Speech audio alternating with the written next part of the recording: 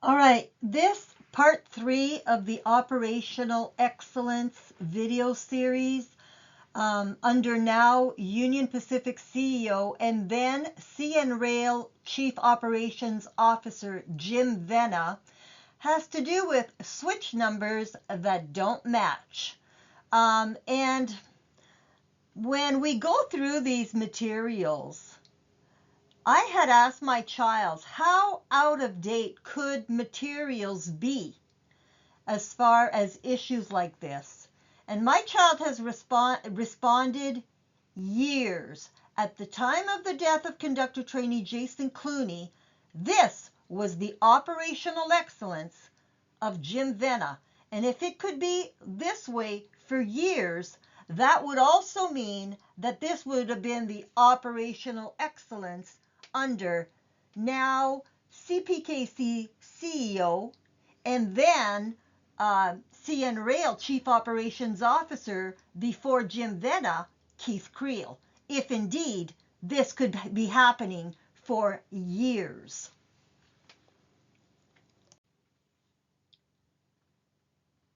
All right, what you have here is a copy of page 2 in the Transportation Safety Board report pertaining to the death of conductor trainee Jason Cluney. And even though I have this report on my desktop, I went and I got a copy of this particular section directly from the Transportation Safety Board website. And you can see the second arrow at the top there specifically refers to R13W0260, which is the death investigation report by the Transportation Board of Canada pertaining to the death of conductor trainee Jason Cluney. Now, I added the 3 red arrows on the diagram. You will note that on this diagram, the top arrow there on the right points to track switch 23, which was in the reversed position at the time of Jason's death. Track switch 22 was also in reversed position, and then they show track switch 21. Note that those are the only 3 track switch numbers at this location, and those are the only 3 track switch numbers you will find in the Transportation Safety Board report pertaining to the death of conductor trainee Jason Cluney. If you went through that entire report, wherever they talk about track switch numbers, they would be track switch number 21, 22, or 23. That's it. No other numbers are ever mentioned in this report. And that's key. Now, on the right is the figure 2, page 2 of the Transportation Safety Board investigation report pertaining to the death of conductor trainee Jason Cluney. That is report number R13W0260. So that figure appears on page 2 of the report. If we compare that to the supervising conductor witness statement on page 6 of 16, you can start seeing a lot of discrepancies here because the supervising conductor refers to this switch only once as TS23. He says we went east of TS15 switch, and then he says it is marked TS23 on the switch. So the switches are physically marked TS21, TS22, and TS23. That's why you see what you see in the Transportation Safety Board report. But nowhere do you see anywhere in that Transportation Safety Board report any references to track switch 15. But it gets even worse than that, as we will see, because it says here 20 cars were set off into the track switch 15 track, which would be the northernmost car, and you can see that matches 20 cars. It matches his statement. Then it says the derail in track switch 15 was restored by the conductor trainee, so you can see where it points to the derail, and the main line track switch 15. All right, if we look at what we have here, again, on the right, the switches are labeled per the Transportation Safety Board report R13W0260 as track switch labels 21, 22, and 23. But in the witness statements given to the Transport Canada Health and Safety Officer, those switches are referred to not as 21, 22, and 23, but really as 12, 13, and 15. Only once is track switch 15 referred to as track switch 23, and then throughout the rest of the statements, it's by the conductor trainee or the conductor that was supervising that day. He then refers to that track switch only as track switch 15, and the same is basically true for the pilot locomotive engineer and the engineer who was new to the territory that day who was being trained. They all refer to track switch 23 not as the physical label on that track switch number 23. They pretty well all refer to it only as track switch 15, except for the supervising conductor who called it track switch 23 one time. The rest of his statement, throughout his statement, which is 16 pages long, I didn't get the last 5 pages because to this day Transport Canada refuses to release that, but throughout the rest of the statement he refers to it as track switch 15. Now, I strongly suspect that conductor trainee Jason Cluney, in spite of having 0 yard training, that's per another witness statement, the OJT, he had 0 yard training. And if he was being qualified that day, that would have been in violation of the law because they are required to have at least 15 yard trips. You're not supposed to be qualifying a conductor without giving them the appropriate field training in a yard, especially because they can then move to a bigger yard, and that's just a recipe for disaster. But anyway, if you look here at one of the questions where the arrow is green, it says, what the Transport Canada Health and Safety Officer asks, what were the positions of switches labeled 12 and 13? If you look on page 5 of the supervising conductor witness statement, there's a diagram that was provided by someone and it says it was labeled A through F. I don't know if this refers to this same diagram because A through F would not involve, 11, 12, or 12, 13, and 15, and as numbers maybe, but anyways, they're referring to some kind of a diagram there. But the issue here is in the Transport Canada Health and Safety report, Health and Safety Officer report, which is a separate report from the Transportation Safety Board. That one is 80 pages long. In that report, Health and Safety Officer Tyrone Kowalski on page 30 tried to make it look like the workers, the crew members, were referring to track switch 15, not track switch 23, because that was common parlance, track switch 15. That makes no sense because one of the locomotive engineers was new to the territory that day. So that would not have been common parlance for the new locomotive engineer who was new to the territory that day.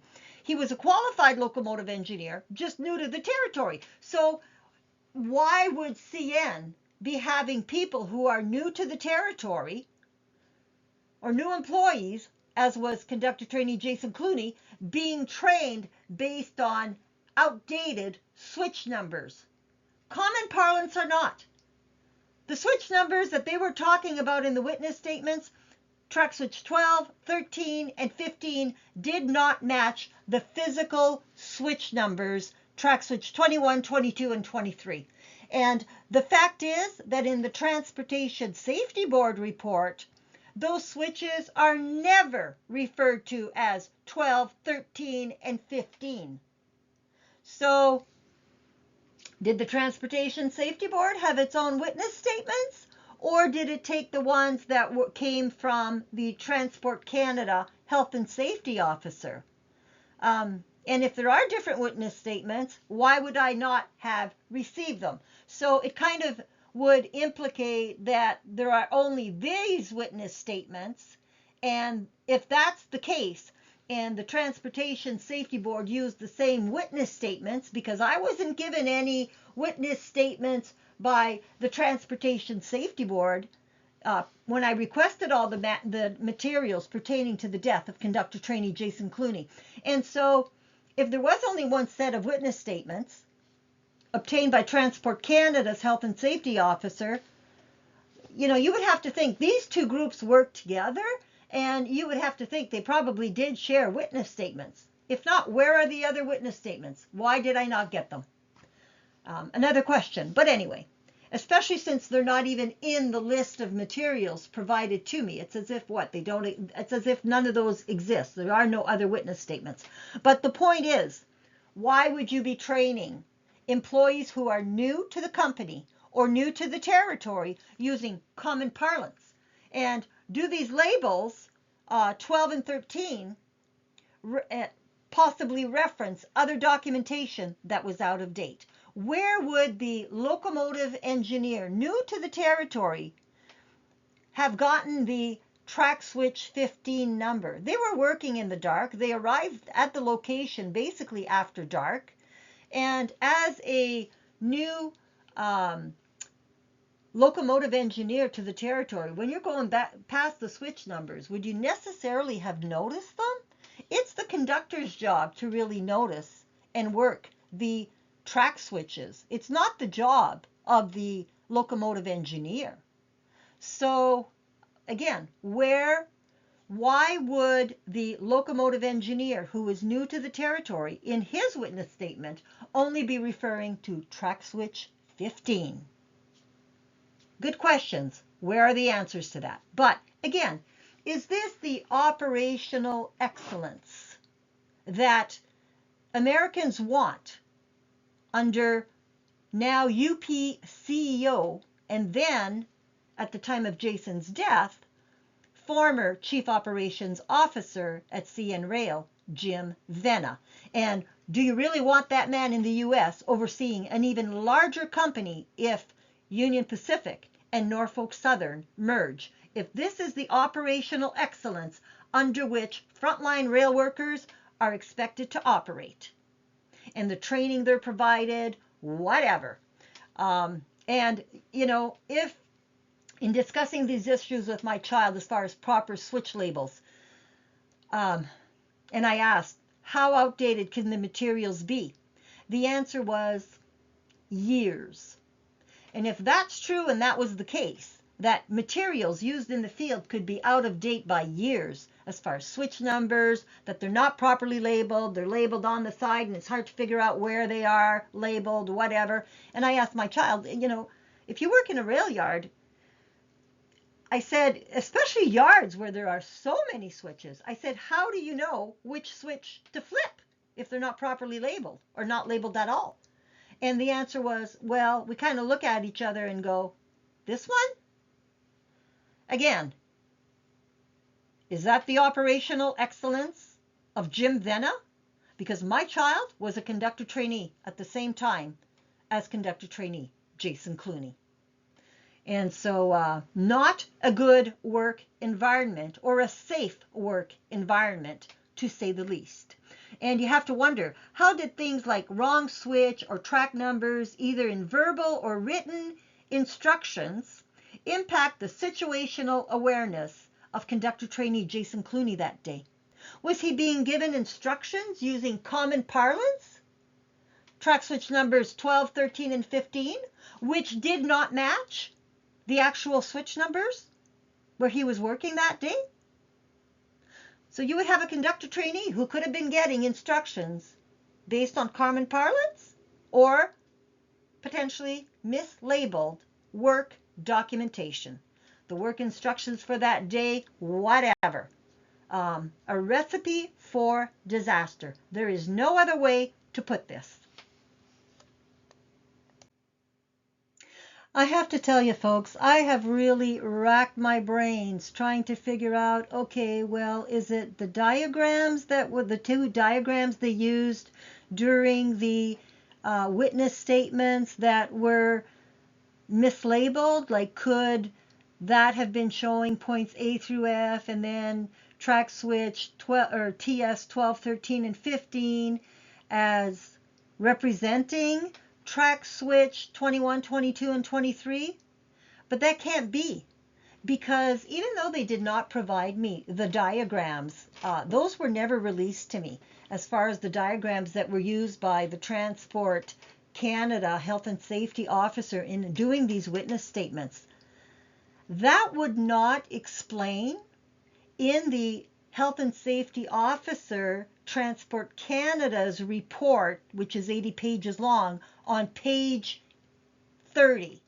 The health and safety officer put in brackets that track switch 23 was referred to in common parlance as track switch 15.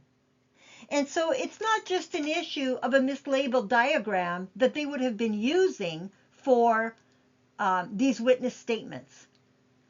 Those had to be what the crews that day actually knew those switches as 12, 13, and 15, even though they were labeled physically as 21, 22, and 23. There would have been no reason for Transport Canada's health and safety officer to put in brackets on page 30 that track switch 23 was referred to in common parlance as track switch 15. And that's why in the witness statements, I believe that the supervising conductor only once refers to track switch 23, and everywhere else throughout his statement, it's track switch 15 in the pages that I was given. I wasn't given the last 5 pages of that supervising conductor witness statement, and I think that's for good reason.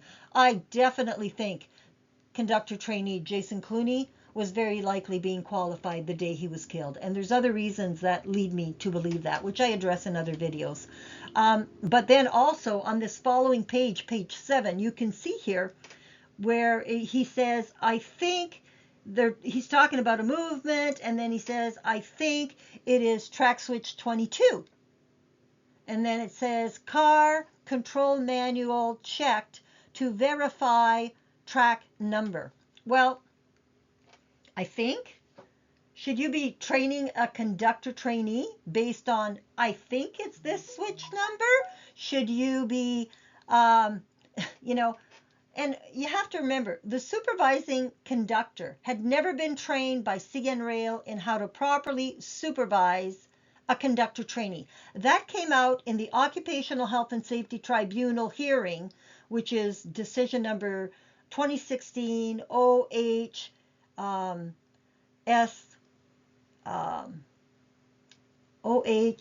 Occupational Health TC 20 is the decision number. So anyways, it's the letters for Occupational Health and Safety Tribunal. Take all the first letters of that, and that's what the decision number is. It's decision number 20 in the year 2016.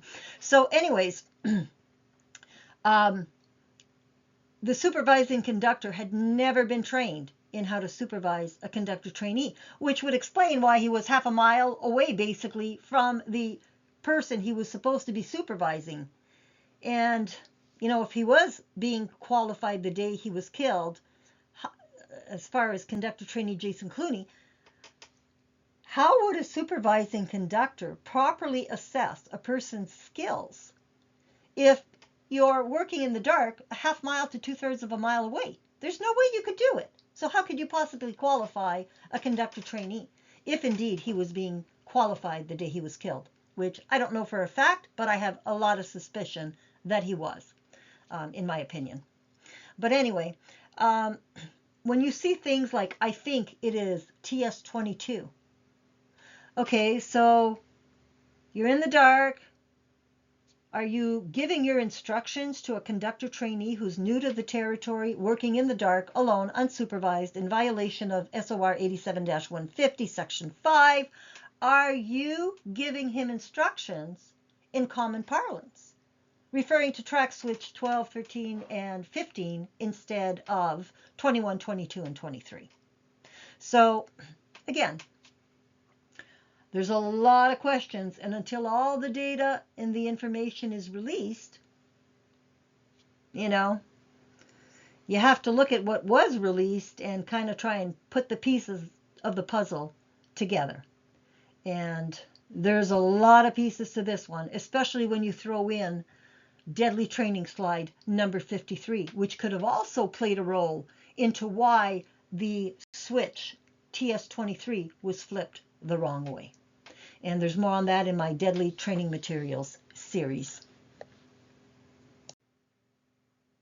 What I have here is just one page out of each of the locomotive engineers' witness statements that day.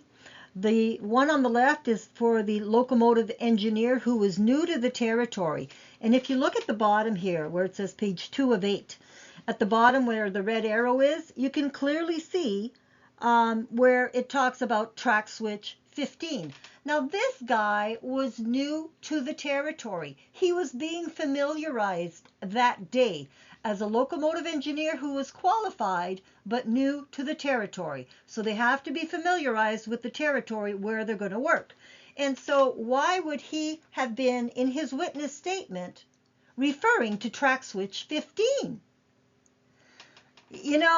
You can't really argue common parlance for a person who is new to the territory, like the locomotive engineer who was qualified but new to the territory.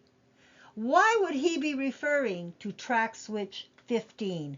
That's why I really wonder if there were outdated work instructions or manuals or maps, whatever, because the locomotive engineer who was new to the territory may not even have seen the actual track switch numbers, because a locomotive engineer isn't focused on the track switch numbers. That's the job of the conductors who are on the ground. That's not his job to worry about the actual track switch number. And so would he have even seen it if they arrived there and were working in the dark? Especially when he's being trained and familiarized in the area. So I just have huge concerns. Why would a person totally new to this territory be using track switch 15? Was that in outdated work instructions, work manuals, maps, whatever that he was being given? And for CN, if that's your operational excellence, Jim Vena, of allowing outdated track numbers to be used to train new employees or employees who are new to the territory, there's a huge issue with that. It's clear that employees are not being properly trained, because if you've got a supervising conductor that had a lot of years of experience and had never been trained in how to supervise a conductor trainee, well, that wouldn't have been true only for him. That would likely have been true for every supervising conductor at CN overseeing a conductor trainee. And so there's huge, huge issues as far as the operational excellence under the likes of Jim Vena when he was Chief Operations Officer at CN Rail, when conductor trainee Jason Cluney was killed, and potentially a lot earlier than that too, if some of these issues could have been there for years. The second sheet here is from the pilot locomotive engineer witness statement, and he would have been familiar with the territory, and he would have been familiarizing the locomotive engineer who was new to the territory that day. And you can see that he too refers to track switch 15. And these two, I believe, only refer to track switch 15 in their witness statements. They don't discuss track switch 23, which was the physical label on the switch in that area. So Where are they getting track switch 15?